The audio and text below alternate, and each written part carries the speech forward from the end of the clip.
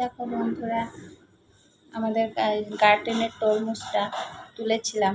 এখন আজকে গুরু পূর্ণিমার জন্যই আমি রেখে দিয়েছিলাম ঠাকুরকে ভোগ লাগানো। দেখা যাক ভেতরে লাল হবে কিনা। এই দেখো বন্ধুরা, লাল হয়েছে। বাহ, সুন্দর পেকেছে। ভাবতে পারিনি এত সুন্দর লাল হবে, কিন্তু একটা দানা নেই বন্ধুরা। দেখো, একটাও দানা নেই। এই একটা হয়েছে সাদা মাত্র, দানা নেই। বাহ, দেখো, এই দেখো কি সুন্দর লাল হয়েছে। ছোট হলে হবে কি, পেকেছে। বাহ, সুন্দর লাল হয়েছে। দেখো,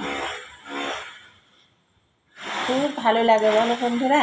গাছের জিনিস এরকম ফল যদি ঠাকুরকে ভোগ লাগানো যায়, এর থেকে শান্তি আর কিচ্ছু নেই।